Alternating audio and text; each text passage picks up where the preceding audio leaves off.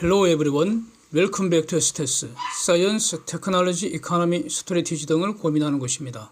미국 중간선거 미드텀 일렉션이 공화당 우세를 시장은 기대를 한 것 같은데 근데 아직도 결과가 불확실하고요.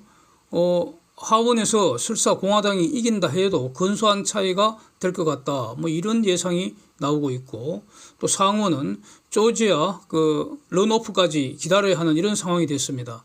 그래서 결론적으로 당초 예상만큼 공화당이 선전하지는 못한 것 같습니다. 그래서 이제 조금 실망한 것 같다 이렇게 CNBC 등에서 이렇게 해설을 하고 있습니다. 소개드리는 것이고 또 디즈니 같으면은 실적 실망이죠, 실망. 예상보다 나쁘게 나왔으니까 이게 이제 겹쳐서 다우 하락을 주도한 것 같고요. 디즈니가 다우 하락 주도한 것 같고, 그 다음에 이제 반도체가 3% 이상 폭락했고요. 테슬라는 무려 7% 이상 폭락을 했습니다. 그래서 저는 현재의 리튬 이온 배터리 사용하는 전기차 매우 부정적으로 보는 입장입니다. 저는 친환경차 아니다. 보조금이 아니라 환경 부담금을 왕창 물려야 한다. 저는 이런 입장을 여러 번 밝혔고요. 테슬라 대체제들이 너무나 강력하기 때문에 테슬라 대체제가 뭡니까? 가령 GM이나 현대차나 도요타나 폭스바겐 뭐 이런 거 아닙니까? 그래서 이런 회사들이 어쩌면 테슬라보다 더 검증된 것이 아니냐. 그래서 저는 개인적으로 테슬라 차보다는 테슬라 차량은 디스카운트 돼야 한다. 뭐 이런 평가인데 시장에서는 테슬라 차가 더 비싸게 즉 프리미엄 받고 팔리는 상황이지 않습니까? 그런데 이런 걸 다 반영해서 저는 테슬라 주가는 역사적 고점 지났다 이렇게 밝힌 지 오래됐습니다. 아마도 주가 한 250불 막 그 전으로 이렇게 아마 말씀을 몇 번 드렸는데 지금 이제 178불 밑에서 놀고 있습니다. 그래서 저는 테슬라는 고점에서 많이 내렸다고 사서는 안 된다는 이런 의견을 가지고 있습니다. 한 달 그림을 한번 보시면은 한 달치 다우 지수는 내려도 찔끔 내린 것으로 보입니다. 뭐 내린 것 같지도 않죠. 내린 표시도 별로 안 나는 것 같습니다. 그런데 나스닥은 최근에 좀 오른 것 같지만은 한 달 전과 비슷한 수준으로 올라도 오른 표시가 나질 않네요. 보이시죠? 그림. 그래서 작년까지 장을 이끌었던 기술주는 차이콤 리스크 이거 해소하는데 시간이 걸리고 그 다음에 경기 후퇴 리스크 이거 반영해서 구조조정 과정이 좀 더 거쳐되지 않을까 저는 개인적으로 이런 의견을 가지고 있어서 그래서 크리스마스 랠리 선봉은 다우 지수라는 겁니다. 이렇게 보고요. 그러나 이제 특히 기술주에서는 업종별로 또 종목별로 변동성이 상당히 심할 것으로 이렇게 정리를 하고 있습니다. 다른 기초 변수들은 어제와 다른 것이 없어서요. 간단히 체크만 한번 하고 뒤에 중요한 게 많이 있어서요. 그래서 오일, 가스, 이런 에너지 가격은 한 3% 이상 내렸죠. 그래서 WTI가 85달러, 가스 가격은 5.9달러니까 뭐 이 정도면 양호한 것 같습니다. 저는 개인적으로. 그 다음에 달러 지수 이제 110선으로 찔끔 올랐는데 그런데 원달러 환율은 크게 내렸죠. 그래서 초반에는 역외 시장에서 1353원까지 추가 거의 폭락을 했다가 이건 저는 매우 호재로 봅니다. 근데 지금은 1370원으로 이제 소폭 하락한 상태입니다. 10년 국채 수익률은 미국 10년 4.17%까지 올라가는가 싶더니 지금은 4.08%로 하락을 해 있습니다. 그래서 어제 말씀드린 것처럼 미국 장기 국채는 수익률이 고점 근방, 즉 가격 저점이라고 어떤 평균보다도 그렇게 되면은 적극적으로 매수하는 것이 유효하다는 말씀을 다시 한번 드리고 싶습니다. 근데 이제 어제 나온 것 중에 좀 주목되는 지표는 아틀란타 연준의 이코노미 나우가 발표하는 4분기 미국 GDP 성장률 전망치가 11월 9일 기준으로 4%로 지금 수정돼서 발표됐습니다. 11월 3일 기준으로 3.6%에서 더 상승한다는 그런 전망입니다.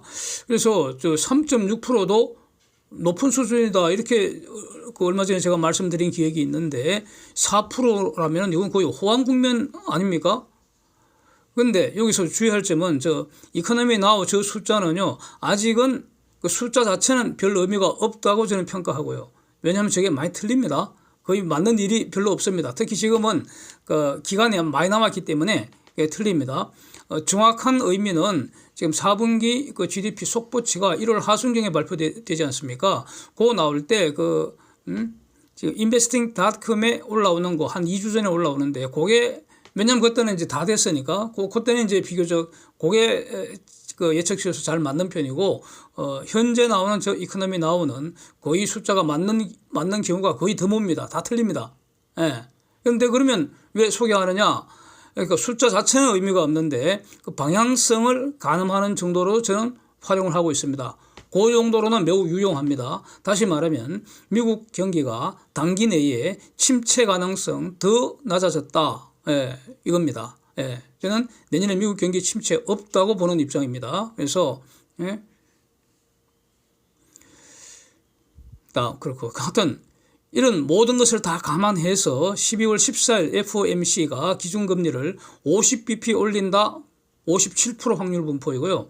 75bp 올린다는 43% 확률 분포이기 때문에 현재까지 결론은 12월에 미국은 50 더 올린다. 그래서 연말 기준금리 4.5% 된다. 이겁니다. 이게 결론입니다. 그리고 또 이제 미국 시장은 오늘 밤 발표되는 CPI하고 코어 CPI 이 숫자가 발표되지 않습니까? 그러니까 예상대로 발표만 돼도 나쁘지 않고요. 호조로 평가할 수 있을 것 같고. 근데 오히려 예상보다 더 좋게 나올 가능성, 즉, 그 물가가 더 크게 둔화되는 모습을 보여주지 않을까. 저는 이렇게 기대하는 입장입니다. 자, 이제 코스피가 오늘 옵션 만기일인데, 엄청 재미있을 것 같습니다, 지금. 예?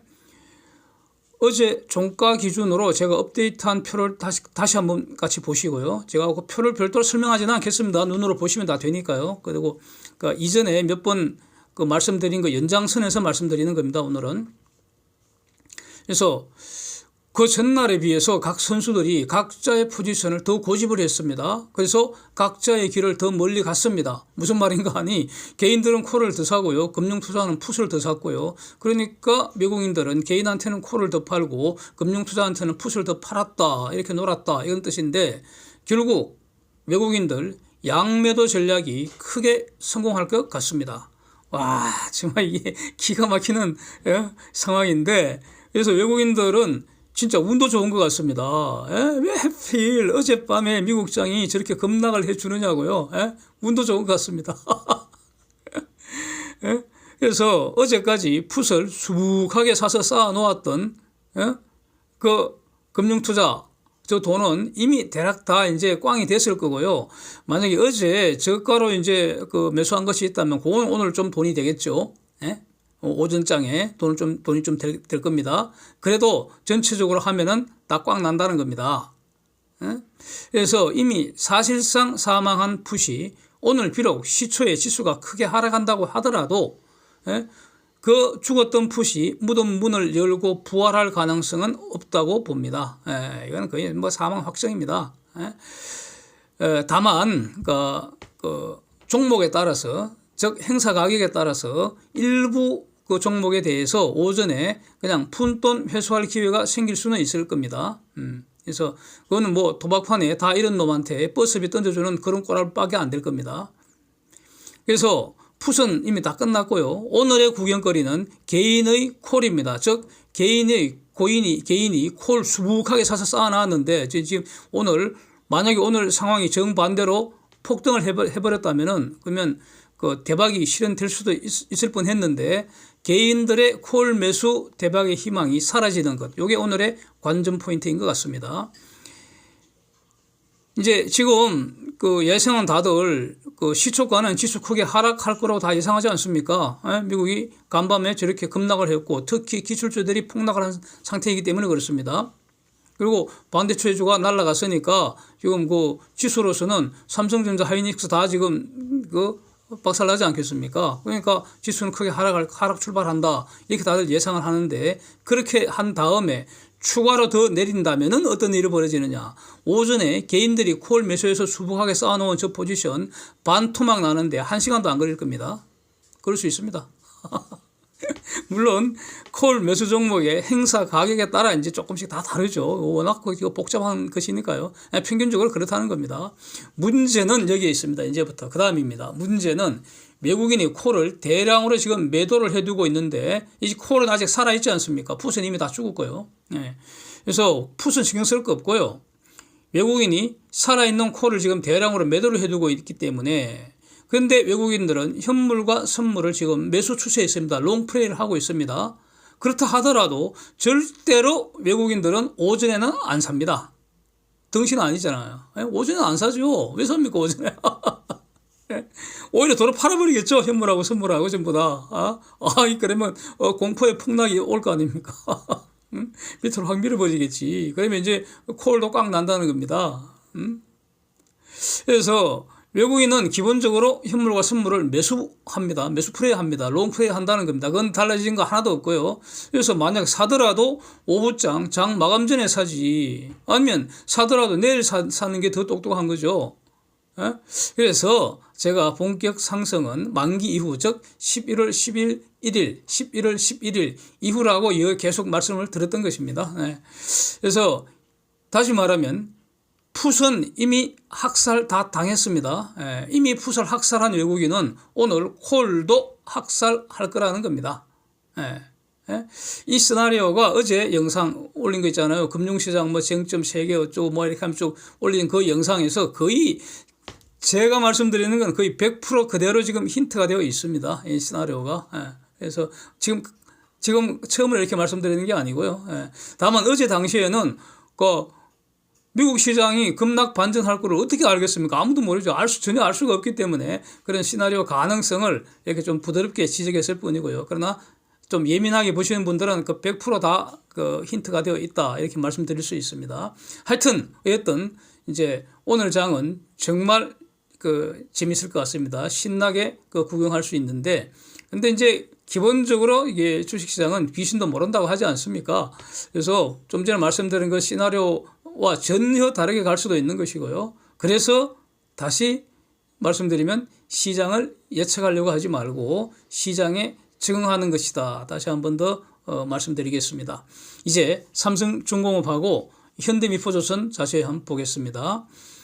지금 삼성중공업 관련해서는 지금 재료가 이겁니다. 연말까지, 즉 12월 30일까지 추가로 30억 불가량 수주 가능한 것 같다. 이렇게 회사가 발표를 했습니다. 요거를 믿을 것이냐, 안 믿을 것이냐. 요게 문제입니다. 투자자 입장에서는. 그래서 만약에, 저렇게 회사가 공개적으로 말을 했는데, 저거 사기는 아니겠죠. 거짓말 하는 건 아니겠죠. 그래서 저걸 만약에 믿는다면은, 즉 LNGC와 해양 플랜트 합해서 대략 한 30억 불가량 추가 수주가 있다면 이거는 분명히 큰 호재입니다. 이거는 아직 저 가격에 반영이 안 됐다고 저는 본다는 겁니다. 그리고 이제 내년 이후는 어떻게 되느냐? 12월 30일 지나면 이제 내년이잖아요. 흑자 진환 기대하는 게 합리적이고요. 후판 가격은 지금도 많이 내려야 되고요. 내년에는 더 내릴 거기 때문에 후판 가격 하락 행진은 지속되지만 성과 상승 랠리도 또 지속된다는 겁니다. 그러니까 이거는 쌍대박 아닙니까? 이렇게 되면은. 게다가, 그래서 이 삼성중공업 주가가 만약에 내린다면 이거는 매수로 대응하는 것이 분명히 현명하다. 이렇게 저는 말씀을 드리고 싶고요. 요거 기본적으로 왜 그런 거 하니? 삼성중공업 앞날이 어떤 길이 있느냐? 이겁니다. 탄소전쟁, 에너지 전환 시대에 LNG는 더 중요해진다. 저는 이렇게 정리를 합니다. 굉장히 많은 말씀을 지금까지 드렸습니다. 이런 분석 영상이 많이 있죠. 그래서 전체 경기는 후퇴합니다. 그러나 LNG 관련 산업은 호황이라는 겁니다. 그래서 경기가 침체되지 않도록 이렇게 안전판이 되어줄 수 있는 게 에너지 산업이고 그중에 핵심이 LNG 산업이라는 겁니다. 그래서 내년 이후에는 경제 성장의 중요한 한 축을, 글로벌 경제 성장입니다. 그 축을 LNG가 담당한다는 겁니다. 지금 미국이 이렇게 가고 있지 않습니까? 에너지 정산하고 LNG 정산하고 다 이렇게 하고 있지 않습니까? 그리고 또 이제 LNGC하고 FLNG는 자동차 두 바퀴와 같습니다. 어느 하나만 이렇게 발전할 수가 없습니다. 그래서 최근 2년간 LNGC 발주가 엄청 늘었는데 다 자연스럽게 그다음부터는 FLNG 추가 투자가 돼야지 이게 균형을 잡는 겁니다. 둘 다 하나의 시스템을 구성하기 때문에 그래서 내년 이후에는 FLNG 또 FPSO 이런 걸 이제 중심으로 해양 플랜트 본격 활성화 가능성이 높다. 이런 겁니다. 근데 이거 전부 삼성중공업이 잘할 수 있는 분야입니다. 여기서 삼성중공업 주가 최근 한 달간 주가 움직임하고 현대미포 같이 한번 보시죠. 보시면 정반대입니다. 정반대. 삼중은 바닥 찍고 오르는 모습인데 현미는 바닥 찾아 추락하는 모습입니다. 그렇죠? 데이터가 이렇게 말하고 있습니다. 그래서 외국인들 지분도 보시면은 삼성중공업은 최근에 그 10월보다도 상승하고 있습니다. 지분이. 그러니까 외국인들이 다시 이제 사고 있다는 건데, 현대미포는 서서히 지금 표시 좀 안 나게 외국인들이 팔아치우는 중입니다. 지분율을 감소하고 있습니다. 맞죠? 예. 그래서 현대미포 지분율은 9월, 10월에 아마 고점이 제가 알기로는 20.25%로 알고 있는데, 지분율 고점이. 그래서 20% 뭐 넘었다, 넘나들었습니다. 넘나들었다. 그러다가 11월 들어 팍팍 줄어드는 모습입니다. 아직 크게 표시 나오고 그런 건 아닙니다. 그렇습니다. 그래서 그 이유가 무엇일까? 이유가 무엇일까? 예전에도 한번 말씀을 드렸는데요. 그러니까 현대미포는 기본적으로 사이즈가 다릅니다. 삼성중공업이나 그 대우조선 이런 데하고 비교할 수가 없습니다. 그 다음에 LNGC 해양플랜트 이런 거 안 합니다. 현대미포는. 그래서 현대미포 그 수주 상황을 보면 최근 수주 일자가 9월 19일입니다. 이때 컨테이너선 4척이 합계 2,866억. 뭐 PC선 4척 합계 2,384억 이렇게 이제 수주 공시했는데 가만히 보시면 배 한 척당 막 800억대 이렇습니다. 800억대. 예? 요 정도 수준입니다. 800억대, 900억대 이렇게. 그러니까 어저께 대우조선이 LNGC 한 척에 3,542억 원에 수주한 거하고 비교를 해 보십시오. 해양 플랜트 한 건이면 과거 기준으로 3조 원대 대략 이 정도였죠. 그런데 최근에는 LNGC 가격 상승률을 해양 플랜트, 그 FLNG 할 때도 적용해야 될 거 아닙니까? 값이 올라야 됩니다. 그러면은 지금부터 내년 이후에 이제 그 호황을 보일 그 해양 플랜트, 그거는 대략 한 건당 4조 원 넘지 않겠습니까? 완전히고 현대미포가 노는 데하고 삼성중공업이 노는 곳은 차원이 다릅니다. 예? 가는 길이 완전히 다릅니다. 그리고요, 현대미포가 만드는 배는 중공하고 지금 직접 치열한 경쟁 관계입니다. 예? 현대미포는 중공이 완벽하게 대체할 수 있을 겁니다. 예? 그런데 삼성중공업이나 대우조선이가 이런 데 하는 거를 중공이 아직은 완벽하게 대체 못하죠. 그런 상황입니다. 그 다음에 글로벌 경기에 바로 영향을 받는 게 바로 현대미포가 만드는 저런 배들입니다. 경기가 후퇴하면 현미는 매우 어려워집니다. 그래서 같은 조선업 섹터이지만 삼성중공업과 현대미포는 가는 길이 완전히 다르다. 노는 물이 완전히 다르다. 뭐 이런 겁니다. 그래서 즉 이 말은 위험 수익 특성이 다르다. 리스크 리턴 캐릭터리스틱이 완전히 다르다. 뭐 이런 겁니다. 그러면은 삼성중공업의 대체제는 현대미포가 아니라는 거죠. 대체제는 이제 현대중공업하고 대우조선뿐입니다. 전 세계에서. 그런데 현대중공업은 가만히 보면 다 좋은데 한국조선해양을 가지고 일반 투자자 뒤통수 깠잖아요. 배신했잖아. 사기 쳐먹었잖아, 저거. 그렇잖아요. 이거 시간이 지난다고 저절로 해결 안 됩니다. 이 문제 제기가. 한국조선해양을 상장 폐지하거나 현대중공업과 다시 합병해서 없애버리라 이거야. 저거 지우기 전에는, 한국조선해양이건 현대중공업이건 둘 다 좀 그렇다는 겁니다. 저거. 사고 싶지 않다는 거죠. 그래서 시간이 지난다고 저절로 해결되는 거 아니라고 보고요. 그 다음에 대우조선은 최근 수주가 지금 수주를 잘하고 있습니다. 그래서 요거는 칭찬해 줘야 하는데, 왜냐하면은, 그러니까 작년까지 밀린 거죠. 뭐, 그렇게 보겠습니다. 같은 값이면 대우보다는 삼성중공업이나 현대중공업이었겠죠. 작년까지는. 그래서, 상대적으로 좀 뒤졌다가 지금 이제 문제 이제 도커가 이제 딴 데는 문제 다 찼으니까 대우조선이 지금 수주가 되고, 그게 이제 비싸게 수주가 됐으니까 결과적으로 매우 좋은데, 그래서 그 점은 좋습니다. 어쨌든 비싸게 많이 팔았으니까. 그런데 대우조선은 본질적으로 지금 부채가 너무 많습니다. 어지럽다 이거죠. 도대체 저거는 산수를 해보기가 싫다는 거죠. 부채를 보면 정이 안 간다 이겁니다. 분석하면은 시간과 에너지 아깝다. 뭐 이렇게 됩니다. 그래서 한화가 비록 현금 2조 넣어봤자 저 은발의 오줌 누기 아니겠느냐. 딱 직관적으로 그렇다는 거죠. 그래서 결론은 삼중이 최고야. 뭐 이렇게 보입니다. 그래서 이 삼성중공업 직원님들 또 노조님들 이거 저 싸움질 하지 말고 마음 합쳐서 좀 잘 하라고 응원 좀 하고 싶습니다. 예? 좌빨, 악마, 민노총 노는 곳에 삼중은 가지 말고요. 예? 파업하지 말고요. 그래서 몸이 근질근질해서 뭐 싸움질 하고 싶거든. 포철에 몰려가라고요. 포철에 가서 갑질 수도 후판 인하 뭐 이러면서 좀 놀아라 이거죠. 그러고 와서 다시 일해라 이거죠.